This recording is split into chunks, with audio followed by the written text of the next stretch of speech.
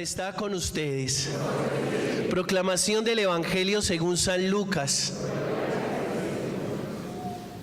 En aquel tiempo solían acercarse a Jesús todos los publicanos y pecadores a escucharlo. Y los fariseos y los escribas murmuraban diciendo: Ese acoge a los pecadores y come con ellos. Jesús les dijo esta parábola. Un hombre tenía 2 hijos. El menor de ellos dijo a su padre: Padre, dame la parte que me toca de la fortuna. El padre les repartió los bienes. Y muchos días después el hijo menor, juntando lo que tenía, se marchó a un país lejano y allí derrochó su fortuna viviendo perdidamente. Cuando lo había gastado todo, vino por aquella tierra un hambre terrible y empezó él a pasar necesidad. Fue entonces y se contrató con uno de los ciudadanos de aquel país, que lo mandó a sus campos a apacentar cerdos. Deseaba saciarse de las algarrobas que comían los cerdos, pero nadie le daba nada. Recapacitando entonces se dijo: ¿Cuántos jornaleros de mi padre tienen abundancia de pan, mientras que yo me muero de hambre? Me levantaré, me pondré en camino a donde está mi padre y le diré: Padre, he pecado contra el cielo y contra ti, ya no merezco llamarme hijo tuyo, trátame como a uno de tus jornaleros. Se levantó y vino a donde estaba su padre. Cuando todavía estaba lejos, su padre lo vio y se le conmovieron las entrañas, y echando a correr, se le echó al cuello y lo cubrió de besos. Su hijo le dijo: Padre, he pecado contra el cielo y contra ti, ya no merezco llamarme hijo tuyo. Pero el padre dijo a sus criados: Saquen enseguida la mejor túnica y vístansela, pónganle un anillo en la mano y sandalias en los pies, traigan el ternero cebado y sacrifíquenlo, comamos y celebremos un banquete, porque este hijo mío estaba muerto y ha revivido, estaba perdido y lo hemos encontrado. Y empezó a celebrar el banquete. Su hijo mayor estaba en el campo. Cuando al volver se acercaba a la casa, oyó la música y la danza, y llamando a uno de los criados le preguntó qué era aquello. Este le contestó: Ha vuelto tu hermano y tu padre ha sacrificado el ternero cebado, porque lo ha recobrado con salud. Él se indignó y no quería entrar, pero su padre salió e intentó persuadirlo. Entonces él le respondió a su padre: Mira, en tantos años como te sirvo sin desobedecer ninguna orden tuya, a mí nunca me has dado un cabrito para tener un banquete con mis amigos. En cambio, cuando ha venido ese hijo tuyo que se ha comido tus bienes con malas mujeres, le matas el ternero cebado. El padre le dijo: Hijo, tú siempre estás conmigo y todo lo mío es tuyo, pero era preciso celebrar un banquete y alegrarse, porque este hermano tuyo estaba muerto y ha revivido, estaba perdido y lo hemos encontrado. Palabra del Señor. Si soy fiel en lo poco, Él me confiará más. Si soy fiel en lo poco, mis pasos guiará. Si soy fiel en lo poco, Él me confiará más. Si soy fiel en lo poco, mis pasos guiará. Este domingo se llama Domingo Letare, es decir, alegría. Y por eso se cambian los telones morados por telones rosa, y el ornamento del sacerdote también es color rosa. Me perdonan, pero me siento como una quinceañera de pueblo. ¿Qué vamos a hacer? En fin. Y todo gira en torno a la alegría, La primera lectura está tomada del libro de Josué, y la alegría en este texto es que el pueblo se hartó del maná y ahora por primera vez van a comer fruto de la cosecha de la tierra prometida, esa tierra que Dios les prometió, que la promesa dice: tierra que emana leche y miel. Es una alegría muy grande. Tal vez comiendo ese pan insípido, ese maná sin buen sabor durante tanto tiempo en el desierto. Y ahora qué alegría tan grande que los hijos de Israel ya no tuvieron que comer maná, sino que aquel año comieron de la cosecha de la tierra de Canaán.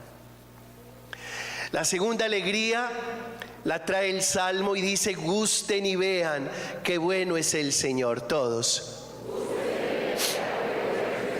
Y realmente hay que aprender a saborearnos a Dios.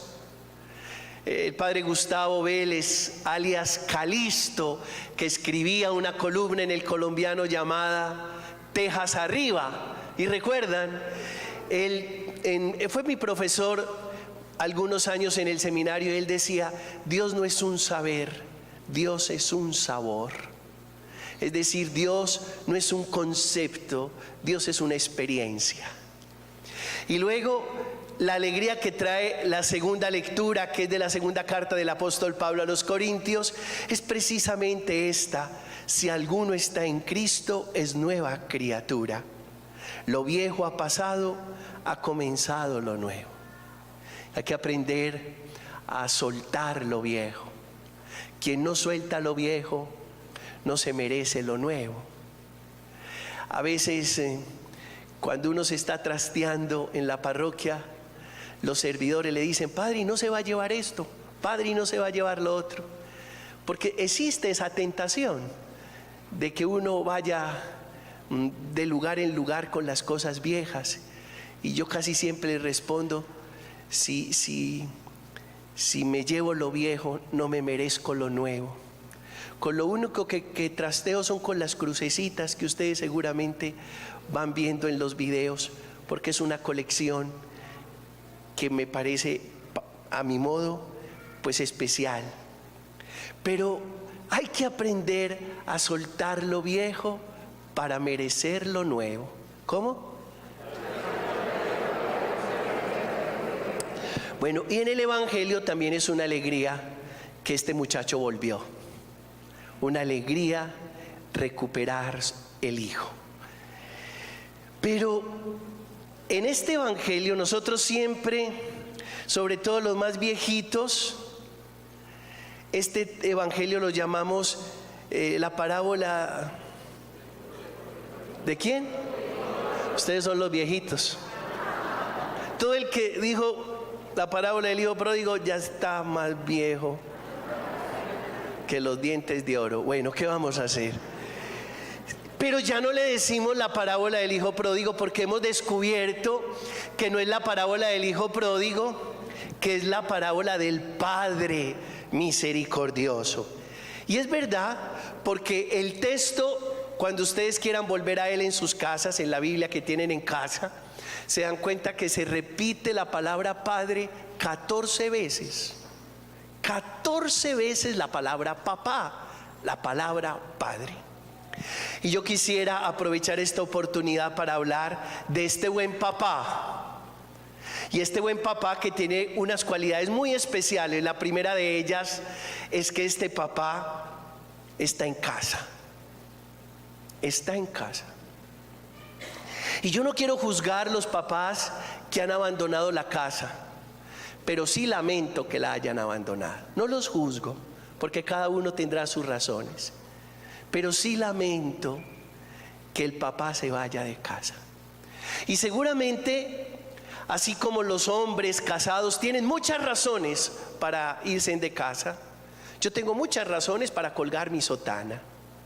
Todos tenemos muchas razones para salir corriendo, pero ponemos a pesar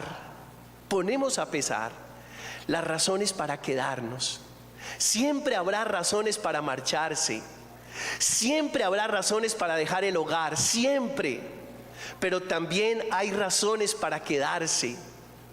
Y hay que poner a pesar, ojalá, esas razones para quedarnos. Este papá, primer punto, está en casa. Y lo importante que es la figura paterna en la casa.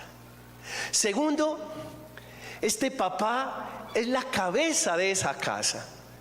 Y aprovecho para describirles los roles de los miembros de una casa. El papá es la cabeza, la mamá es el corazón, los hijos son el fruto del amor del papá y de la mamá, y Dios es el centro de esa casa. No cambiemos los roles. Que es que el hijo se volvió el centro de la casa. El hijo no es el centro de la casa, es Dios. Que es que el hijo se volvió la cabeza de la casa. No, es el papá. La mamá, el corazón. Los hijos, el fruto del amor de los papás. Y cada uno cumpliendo el rol en su casa hace que su casa sea una casa más funcional. Todos queremos que nuestro carro funcione, todos queremos que nuestro negocio funcione, todos queremos que lo que sembramos tal vez en el pedacito de tierra que tenemos en el oriente antioqueño crezca. Todos queremos que las cosas funcionen. ¿Y cómo no vamos a querer que nuestra casa funcione? Pero hay que cuidar los roles. Tercero, este papá es un buen manejador de las finanzas. Y es tan buen manejador de las finanzas que le piden por adelantada la herencia y tiene para entregar.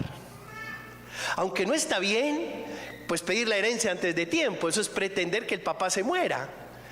En este caso, simbólicamente, es lo que significa pedir la herencia por adelantado, es decirle: papá, muérase, muérase.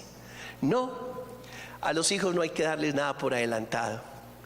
A los hijos hay que enseñarles con la educación y el trabajo a conseguir por sus propios medios lo necesario para ellos. No hay que estar ni dando la herencia por adelantado, ni prometiendo la herencia. Ay, mijito, todo esto que yo tengo le va a tocar a usted. ¿Y qué tienes, papá? Pues un mundo de deudas. Todo esto le toca a usted. Pues bien, ni hay que dar la herencia por adelantado, ni hay que prometerla.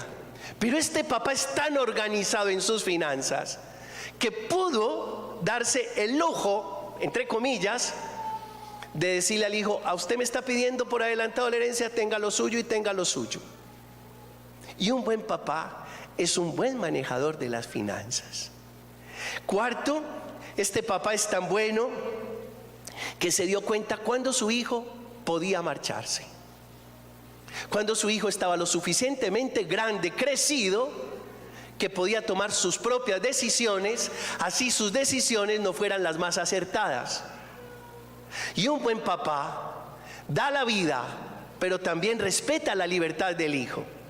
Y si el hijo se quiere marchar, pues te puedes ir. Y si quieres regresar, bienvenido seas. Pero no está bien amarrar hijos. Si usted les dio alas para que aprendieran a volar, déjelos volar. Hay muchachos que cuando ya son grandes le dicen al papá y a la mamá: papá, mamá, yo me quiero ir, yo quiero mi propio apartamento. Y eso como que a muchos papás les parte el corazón.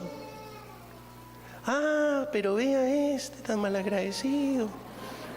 ¿Quién lo está echando? Usted como vive bueno acá. Ah, sí, yo ya sé para qué quiere apartamento, yo ya sé. Lo va a volver un burdel. No, que se va a ir usted para ninguna parte. Déjelo, ya creció.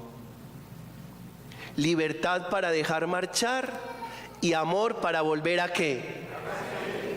Esto es un buen papá. Un buen papá que respeta las decisiones de su hijo, así esas decisiones no sean las más seguras, pero respeta. ¿Por qué? Porque el papá está diciendo: este muchacho va a tener que escarmentar por cabeza propia. Y es verdad, nadie escarmienta por cabeza ajena. Luego, este papá no queda con rencor. Este papá es capaz de quedarse en paz, sin ningún rencor. Lo deja marchar y se queda esperándolo con paz. Porque a veces nos lo tomamos personal. mi hijo ya no quiere vivir con nosotros. Uy, qué dolor tan grande. No lo vuelvas personal. Es que tu hijo quiere volar, déjalo volar. Y si se va a estrellar, que se estrelle. Ahí estás tú para cuando quiera regresar, lo vuelvas a recibir. Pero déjalo ser. Y esto es un buen papá porque precisamente le permite al hijo irse y él quedarse sin resentimientos, quedarse en paz. Y finalmente, este papá, cuando su hijo regresa, lo recibe con los brazos abiertos. Lo recibe con los brazos abiertos. Hijo, esta es tu casa. Tú tenías que experimentar lo que experimentaste, tenías que vivir lo que viviste, tenías que sufrir lo que sufriste, pero las puertas de la casa siempre se quedaron abiertas. Vuelves a casa, te recibimos en casa.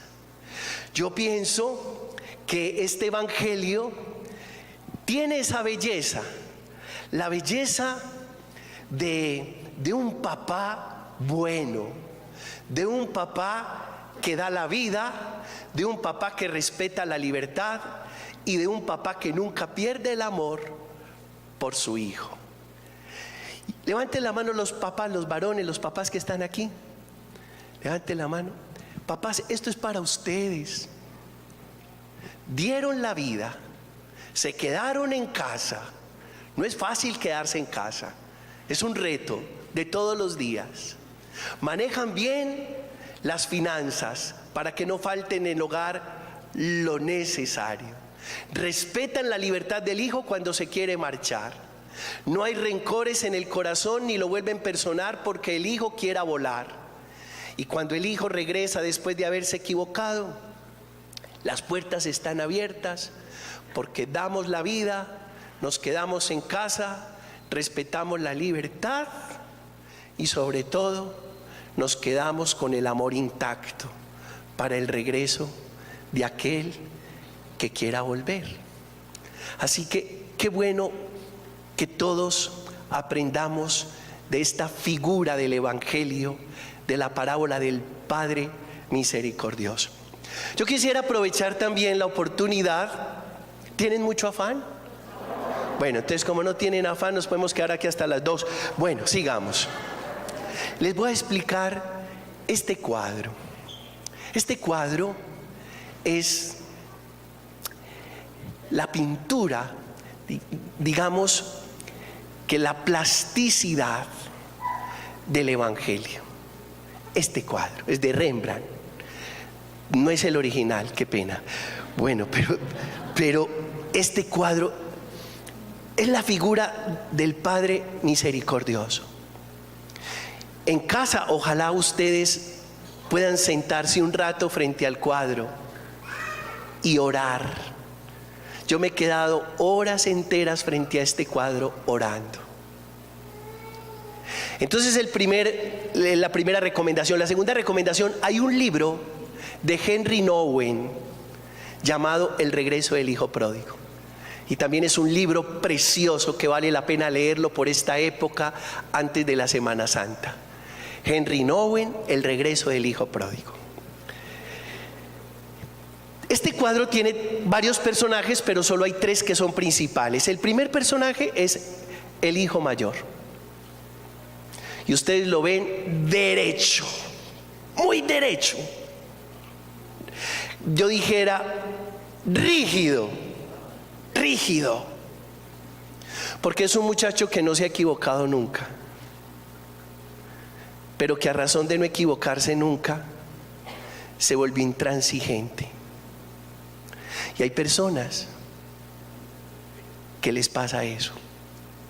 Son personas muy buenas, muy rectas, muy juiciosas, pero que a razón de ese juicio y de esa rectitud terminan creyendo que son mejores que los demás. Y eso le pasó a este hijo mayor. Si tú eres una persona buena, no pierdas la flexibilidad para entender al otro que de pronto se ha equivocado más que tú. No pierdas eso. el hermano mayor, primero, tiene la mirada perdida. Y esa mirada perdida significa que lo que está pasando a este lado no le importa. Segundo, tiene la misma capa del padre, pero cerrada.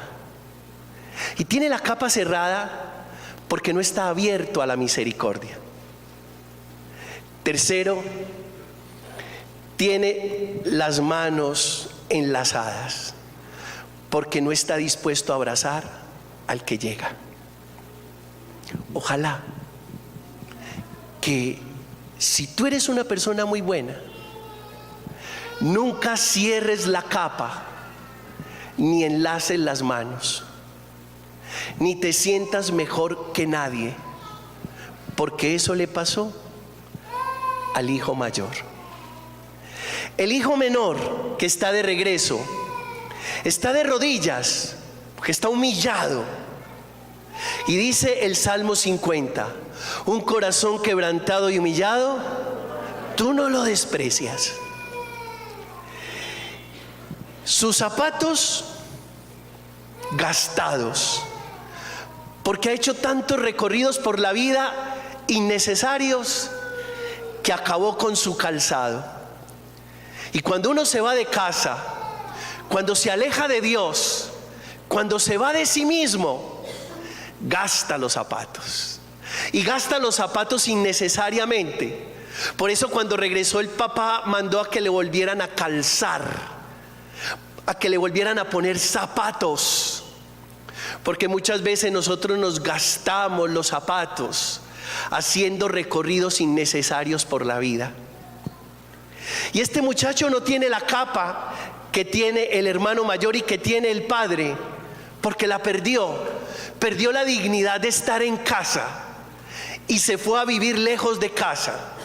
Se convirtió en un habitante de calle, teniendo una casa donde vivir con todas las oportunidades, las seguridades, las facilidades y las comodidades. Esta ropa que tiene el muchacho es amarillenta, sucia. Significa el trajín que vivió fuera de la casa. Y es su ropa interior. Esa es la ropa interior de este muchacho. Este muchacho tiene la cabeza rapada. No tiene pelo. Tiene la cabeza rapada, que expresa que viene de su propia prisión, de su propio campo de concentración. Porque a veces uno construye su propio campo de concentración y uno construye su propia prisión, y por eso tiene la cabeza rapada. De las cosas más lindas de esta imagen del hijo pródigo es el rostro, que cuando ustedes estén en casa y lo busquen por la internet, se van a dar cuenta que es el rostro de un feto. Y es el rostro de un feto recostado sobre el vientre, las entrañas del padre, que significa que quiere volver a entrar a esas entrañas, que se quiere volver a ganar el amor entrañable del padre. Él quiere volver a las entrañas del padre. Y el tercer personaje, el más importante, es el papá. Y Rembrandt pinta el papá como un anciano. ¿Y por qué pinta el papá como un anciano? Porque los ancianos que han madurado en la vida viven el estadio de la misericordia. Los que han madurado. Hay personas que espiritualmente maduran más pronto y desde una edad más temprana están en el estadio de la misericordia. Que el estadio de la misericordia significa que usted ya no juzga, no señala, no acusa, sino que acepta, comprende y se da cuenta que lo que está pasando en el otro tiene una razón de ser y una historia que contar. Y ojalá algún día, no muy tarde, y si nos toca envejecer para llegar a ese estadio, valdrá la pena envejecer, con tal de que lleguemos al estadio de la misericordia y seamos altamente compasivos y comprensivos con la debilidad, la necedad y el extravío de los demás. Por eso no hay caso ponerle la queja a una abuelita.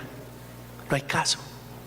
Usted le pone la queja a una abuelita de su primo, del cuñado, de la nuera, del yerno, del esposo, del hijo, y la abuelita siempre tiene una excusa. Si ha madurado, si los años le han servido para madurar, está en el estadio de la misericordia, no acusa, solo comprende. Por eso Rembrandt pinta al papá como un viejito. El segundo detalle del papá es que es un viejo cegatón. Cegatón, está ciego. ¿Y saben por qué Rembrandt lo pinta ciego?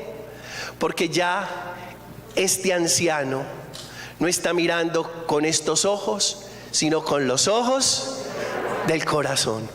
Y cuando uno mira con los ojos del corazón es más fácil perdonar. Cuando uno mira con los ojos del corazón es más fácil recibir al que llega. Cuando uno mira con los ojos del corazón es más fácil darle al otro una nueva oportunidad. El tercer detalle del papá es que tiene la capa, pero a diferencia de la capa del hermano mayor, esta capa está ¿qué? Está abierta. Es decir, está acogiendo al hijo que llega. El cuarto detalle es que este papá, la mano derecha es una mano de mujer y la mano izquierda es una mano de hombre. Y la mano de mujer, fíjense que está acariciando, y la mano de hombre está sosteniendo. Y eso es lo que hace Dios con nosotros. Con una mano tierna y femenina nos acaricia, y como en una mano firme y segura, masculina, nos sostiene. Y esa es la misericordia de Dios. Hermanos, estamos en un tiempo tan lindo para pensar que todo el que quiera volver a nuestra vida tiene las puertas abiertas, y todo el que se quiera ir tiene las puertas abiertas. Por amor, respeto tu libertad, y por amor te acojo nuevamente. Así es nuestro Dios. A Él la honra y la gloria por los siglos de los siglos.